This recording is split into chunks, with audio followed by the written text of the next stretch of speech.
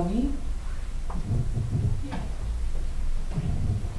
If there is beyond the thing no ego, if there's no ego any longer, no me, is it possible that anger appears?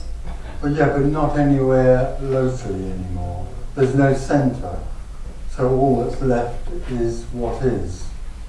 And in what is, there's everything, and in everything there's anger. Then anger can arise in the body, but there's nobody in there that is any longer experiencing that. There's just anger. But how come that anger arises? It doesn't.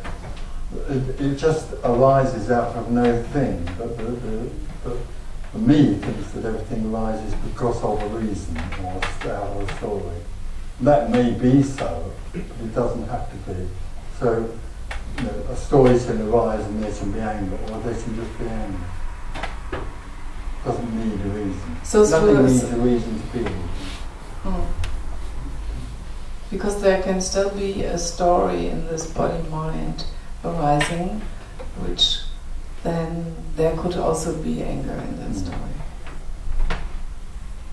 There should be anything, but there isn't any longer for anyone. It just is out of nothing, being what it is. Because I had the idea that anger, for instance, is necessary, that there is a dualistic view, like investing an object with some sort of identity, and that's why then you get angry. Okay, but there isn't anybody to do that anymore. But why then is anger? But because there's no reason why there's anger, there's just anger.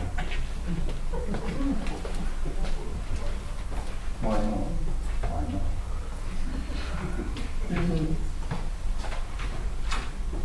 But this body mind would never express it then, as normally. Oh, yes, it would. Absolutely. There's more. Everything is more so when there isn't anybody, because there's no filter for anything. So pain is more so, anger is more so, joy is more so, because there's nothing filtering it off or avoiding it. But what's the advantage then? There's no advantage. There's no advantage to any of this at all. There's no advantage because you won't be there anymore, so there isn't anybody to get an advantage. It's the worst thing ever. This is the worst message ever for the seeker. Can you repeat This is the worst message there can be for the seeker. There's nothing for the seeker.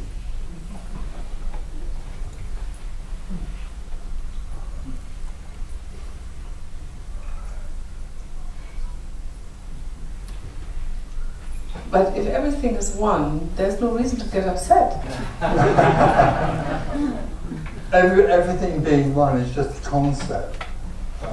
The energy, the separate energies just collapses. It was never there. And all that's left is life, not some concept about everything being one. There's just life happening in free fall. So in life happening, there can be anger. You know, there isn't something walking around in some idealistic idea that everything is one, so all is one, so there's no longer any friction. In the apparent story, there seems to be friction. It's all completely irrelevant, but anger can arise out of it. You don't need a me for anger to be there.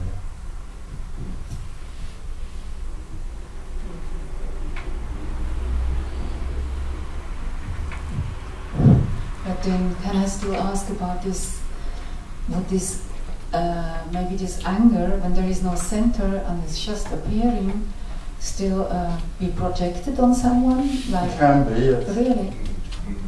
Well, it can be projected on anything. But on in another body, mind organism. But there isn't, it's obviously there's no one in there. But it can still be directed upon an apparent situation. Or an apparent person. Okay, I forgot what I wanted to say there.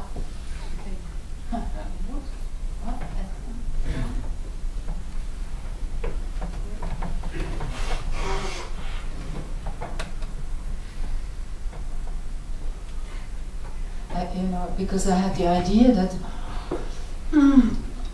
there would be more playfulness or consciousness with this anger to be whatever being done, not being projected like in a way of going wrong, doing wrong to someone where it doesn't really belong, you know.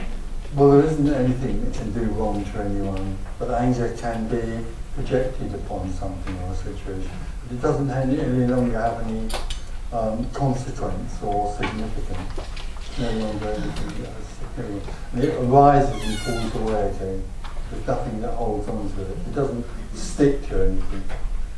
That's Just right. boom. Yeah.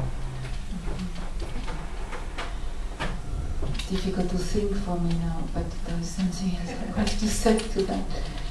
Well, it's about playing a role, you know. Is this when there is no center and an expression of some emotion that arises, comes? I have the idea that there is more possibility to express this in a free way, playful, more conscious. And I don't know if you always have to use a role, or you can just, you're not identified with any role, but you can just be playing this role. Oh, the playing can happen. Can happen, There's going to yes. be an apparent role, but there is no longer anything that's invested in that role. Yeah. And me is very invested in its role. Yes. Me creates all sorts of roles, usually one major role, in order to project itself onto the world and make the world work for it, or try to. So it has one role or another, being good, being above at the moment.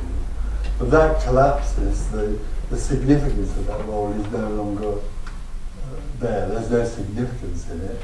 But also playing a role can happen. It can happen when it happens, everything right? is playing. When it happens, yeah. And this word performance, to perform, I guess it's how you look at it. If it's a performance, what is expressed, or is there anything like when there is no center? Is there a direct expression that you could not call it like a performance? It's just a kind of raw expression, It's like play. It's play in that sense. Mm-hmm. Yeah. Okay. Mm-hmm. Thank you.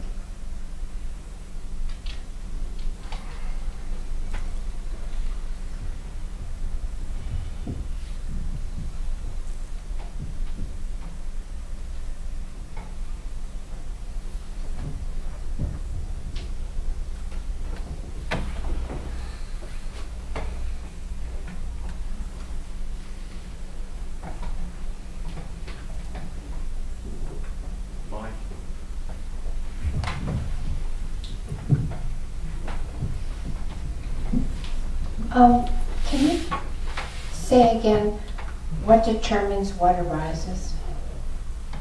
Nothing determines. Nothing arises as something, but there's no determination of that. It doesn't come from any sort of authority or direction. It just is. It just arises. Life arises out of nothing. So it's totally random what arises? Yeah, it's totally random. It has no authority or direction or intention, except in the story of me, of course. In the story of me, there's apparent intention and direction. In the natural reality, there is no direction or intention. There just is what is and isn't. And there wouldn't be any direction because there wouldn't be any intention, because there is no purpose or meaning. So there wouldn't be something directly, something towards something in order to reach a result. There aren't any conclusions. No cause and effect, so to speak. Cause and effect is a local appearance which is both real and unreal. Right. But for the individual, it's fixedly real. And so when you have no ego, Well, you don't have no ego, you have no you. right, when There's there's no no you, does the body still, is it programmed with a certain personality? Oh yeah, well, personality, I'm not sure. Personality for me is like a mask, a persona. That falls away. But the body the body organism has a neurology which has influences on the way it seems to respond in the way. Yeah. And they're all unique. Right. Okay. And there's nothing running that. There's just the neurology of the body is what's happening. I mean, we have no idea. We you know, invariably most people have no idea, or have an idea that there's a me in there that runs things. Doesn't at all. But there's no conception of how powerful the mind is, and how what the brain is, and how everything that happens through the brain and from the brain. The brain is that which functions in this apparent happening. Of course, the brain is nothing braining, but there isn't anything else that directs or apparently is choosing to move from here to there or there, except in the dream. It's like, you know, in a fair you have boats in it and you can sit in them, or motor cars going around in a roundabout, and you sit and steer the car or the boat, and kids think they're actually steering around the thing. Well, that's what adults do. It's actually being. And when somebody asks you if you want a cup of tea or a cup of coffee, right? Would you like tea or coffee? The brain has a committee meeting, and it meets and talks about the value of tea or the virtue of tea, whether tea is better than and then it finally makes a decision. Now that happens in immeasurably quick time, apparent time. And then it brings you back in, me, it brings the me back in, if there is a me, and says to it, right, we've had a committee meeting and we've decided that it's going to be tea, and you have to go out and give a press conference to the world, announcing that there's anything tea. We have no idea. It's so sweet, the me thinks it makes decisions, it doesn't at all. Those things come out of the neurology of the brain, and the background that the brain has developed, and the conditioning that it's developed. Well, I have a twin sister, so I know that a lot of stuff is pre-programmed. Yeah. Like your... We are actually, everybody is pre-programmed in a sense, Right. in the apparent story, where they respond and react to it.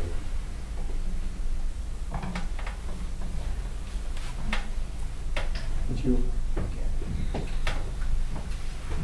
So the me is doesn't influence the actions of the body-mind organism. Joke.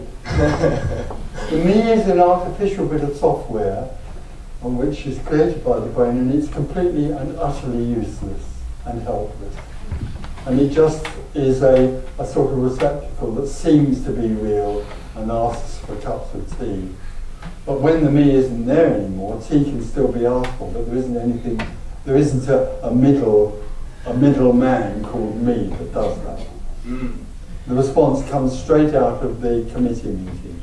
I mean, I'm not even sure why I'm even asking this, but it seems I just have, I know it's not going to change anything, but so. Alright. Doesn't even matter. It doesn't matter.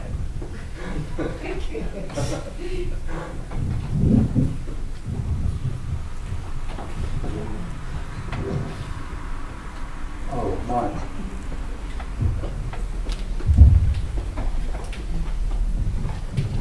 I'm just going to, for some reason, the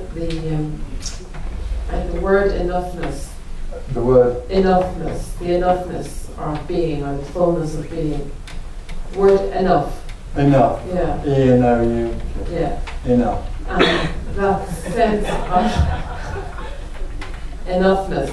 Yeah, enoughness. That's it. But it's just, the word for some reason just keeps going around in my head. And when you say all there is what is and what isn't, you know, that slips off the mind very easily, but actually somehow or other that sense of enoughness in all there, because all there is what is, and for some reason that is what is not, to me, that is what is not enough. Oh, to the mind. To the mind, what is not enough. What is really boring to the mind. The mind wants far more than what is. Yeah. It wants all sorts of things, excitement, spiritual orgasms, any orgasm really. It wants the lot. It wants drama and attention and approval and acclaim and love and oh God, there's a list. It goes, but the seeking energy is like it's like a basket with a hole in the bottom. You go on putting things in it forever, and it never will be satisfied. Because what is really longed for is enoughness, and what is enoughness. Yeah. It really is. It really is. What is amazing enoughness. Yeah. I mean, it's just stunning. Fucking hell. You know, when that's there, it's just, there's nothing else that would be needed. Yeah, it's the beginning and the end, really. It's beginning, what it is, yeah. I wish if you could just say enoughness over and over. I know. Oh, okay. I just The mantra, we can have our own mantra. Enoughness, enoughness, enough. Thank you.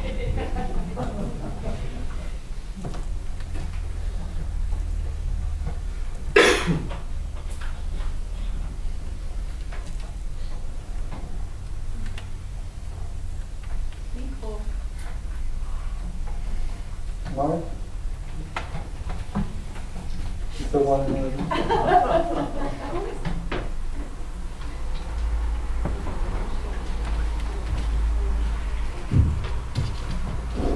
Yes.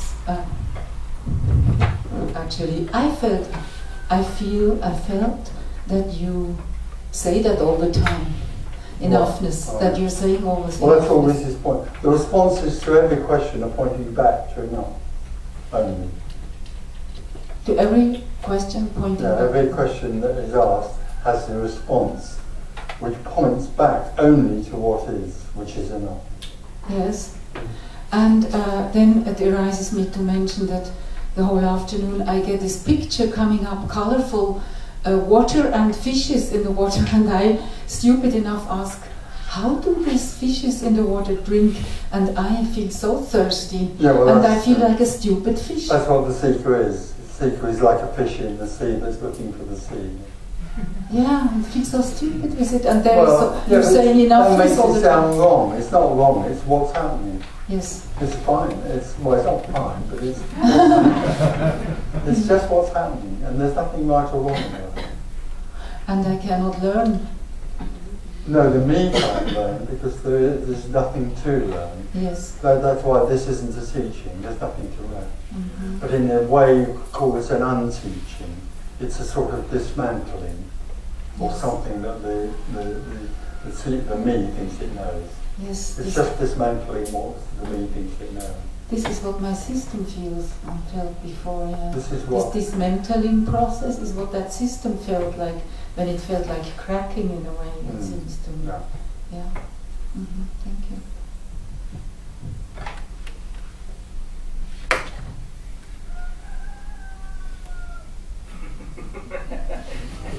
Mike.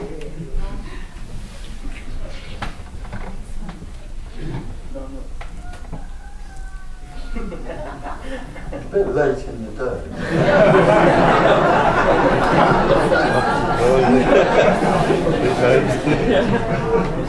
No, it can't be a German route.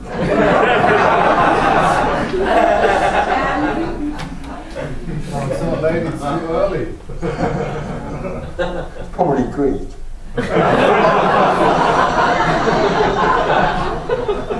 Maybe only Greek people here. Are there any Spanish people who wanted to discuss the Spanish Armada at all?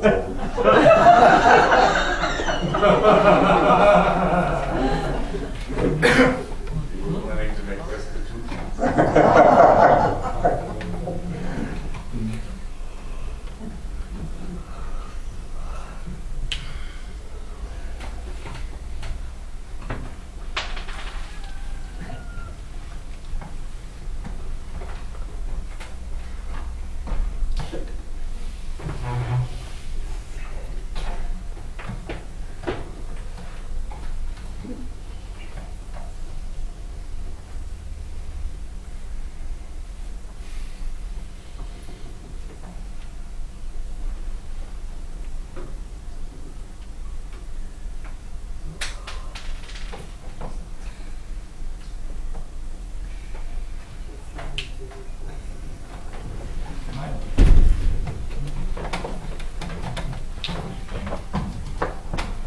I have a personal question.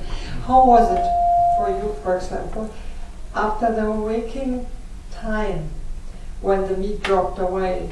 Was it suddenly, or was it slow? How was it? No, The shift, when it totally was away, when it dropped totally. Okay, so what I call an awakening was that Tony Parsons was a seeker walking along, and then wasn't there anymore. There was nothing. Suddenly? Yeah. Oh yeah, you bet. Because when there's nothing, there's no time. So Tony Parsons was living in a time-orientated world, in the separate me world, thinking that time was real, and what it was looking for was real, or to what he thought it. And then there was nothing. And then out of that, you could say out of that, came Tony Parsons again. That was the awakening. And Tony Parsons then tried to remember what that was like, which was absolutely bloody amazing, you know, I mean, God. I could only try and remember something which happened when he wasn't there. Let's be clear about that. There was no one there. Yeah. And then after that, Tony Parsons wanted to get back to that, because there was nothing else like that. And then, and so he longed to get back to that, and thought in some way or other that he should be a certain way in order to get back to that. He should live in a way, or you know, like that. And tried to do that, and of course naturally failed. Because Tony Parsons was never a very keen seeker in that sort of very disciplined way. Already discipline wasn't really something that Tony Parsons knew much about. So the idea of being a very, you know, didn't really work. So, but there was still a longing. And then years later, some years, my face it, because Tony Parsons hadn't come across the open secret. Didn't realise that there was nothing that could be done and no one to do it and nowhere to go. He thought he was a person who could go somewhere. So he was living in the fantasy of seeking.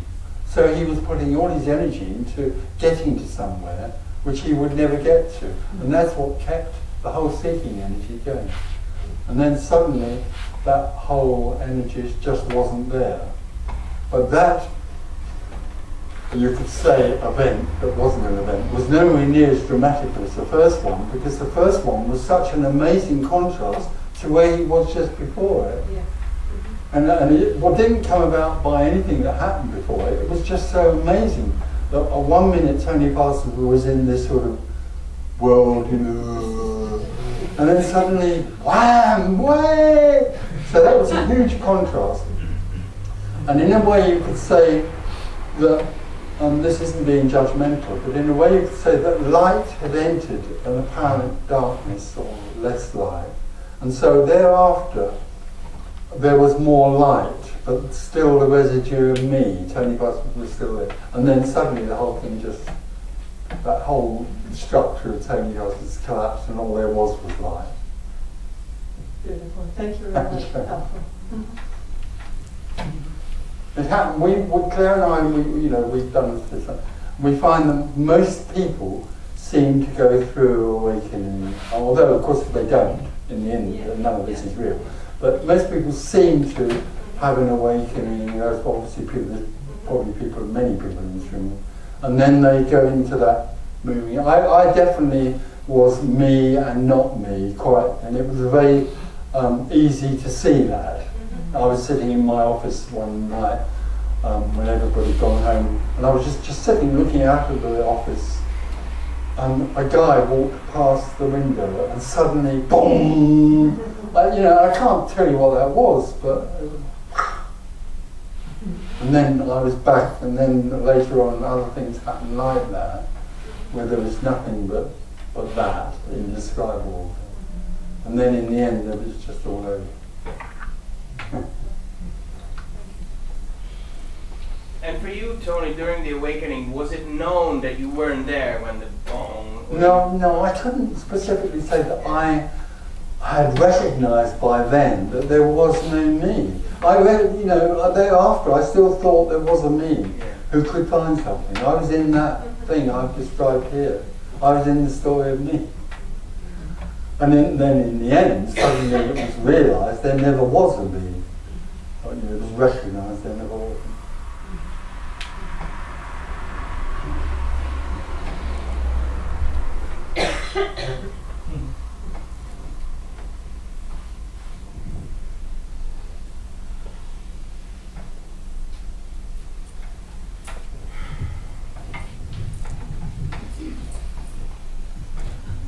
Tom, I think. Yeah. No, sir. So, Obviously. could you say could you call that a process? No, I mean, you could call it a process, but at the end there's a realisation at the point of death, like Alf, like Claire's father yesterday. At the point of death of me, in the living body or at death, there's a recognition by no one that there never was a me. Yeah. Well, it's this. But it's too late to go back and tell anyone. No, it's true. We've never heard from anybody in another. But even in the living body, it's not possible to tell anyone else. I can't tell you that. It's not possible to tell you that. I can try and describe it or get around it and keep on saying all there is this and all there is enoughness. But those words are not this, they're not what is. They're just a description of it. So it's utterly impossible for anyone to tell anybody else about this. It's the one thing that is unknown in the whole. Okay, now what I wanted to ask, is it like a process of the body getting used to? Well, that can seem to happen, but it's not necessary. I mean, I do know people that didn't even have an awakening. I know people that, and we don't hear about other people. I know 3 or 4 people that we were involved in who were seekers, and then it was all over. They didn't even have an awakening. Yeah, no, what you described about sitting in the office and then... Oh, right, yeah, that seems like a process. Yeah. In the end, it obviously isn't. Because there's no one there, there isn't anybody sitting in the office. Yeah, okay.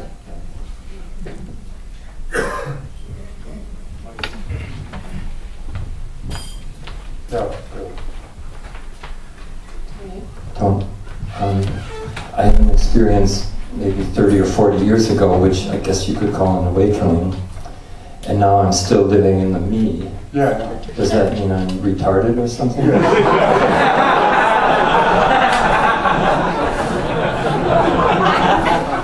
Now you're the same as I was. Yeah, that's what I'm saying. I had this thing, apparently, or an awakening happened, I didn't have it.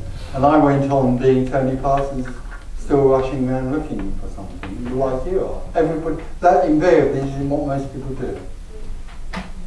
They go on looking for something or trying to be better and all that crap. In order to try and get something that they can never have. That's invariably how it works, seems to happen.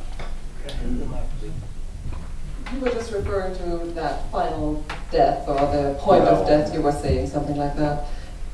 At that point, did you notice that the body was changing then with the final control element of me being yes, gone? huge relaxation and huge energy.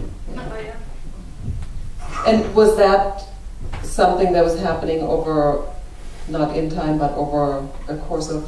No, I think after the initial thing, there is a difference in the body, but there's still a residue of me, and there is more energy. And as I say, the problem sometimes is that experience can be turned into an idea that I am enlightened, and then a huge energy can come there, which can become very emotional, and people can be very attracted to somebody who is actually still in awakening, but are acting out the enlightened. thing, but the power that goes out like that at first returns back, because there's still a stickiness in here, there's still an energy that sucks in everything, and that energy goes out at first, and boom, people come maybe, and then it goes back to self-glorification.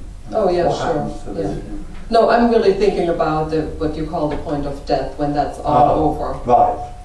Because it seems like the body is still something material that doesn't switch within an instant. It's like the body adjusts to that. Yeah, that's why to a certain extent it's true that it seems as though most people need an awakening for the body to adjust for that boundless energy.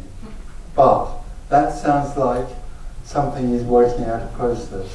In the end, right. Forget it. Yeah. But it certainly seems that there's some sort of preparation for the body to be able to take on that. It's huge relaxation and a huge amount of energy.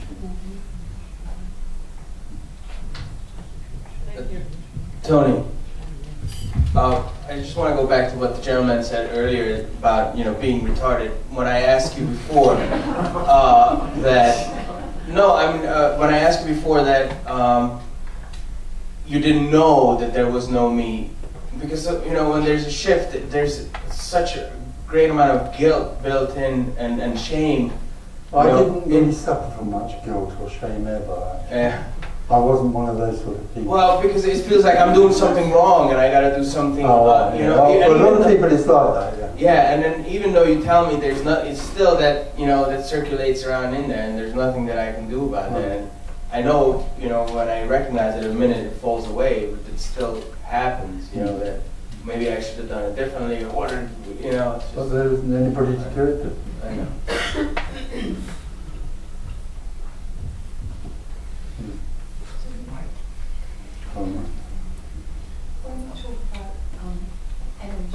When you talk about energy. When I talk about energy. You mentioned. The mic is not on. It's not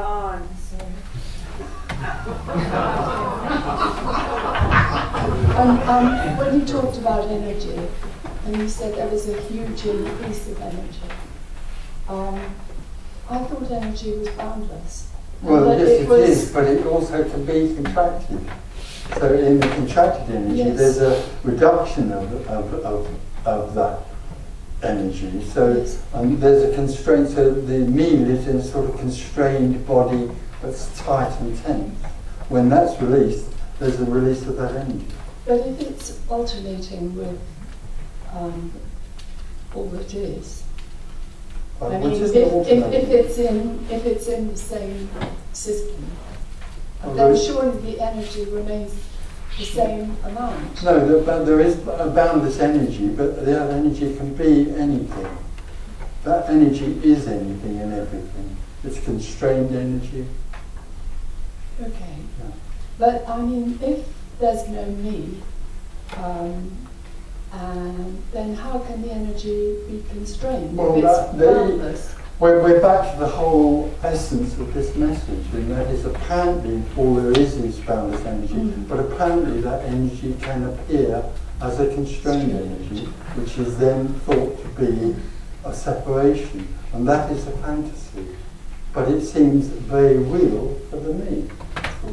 And when that feeling of fear and tightness suddenly is released, then thank you, but you also mentioned the energy of the guru. And you said, well, a guru who can throw that's out energy appearing as a guru who is seeking self-glorification. But why wouldn't that be constrained?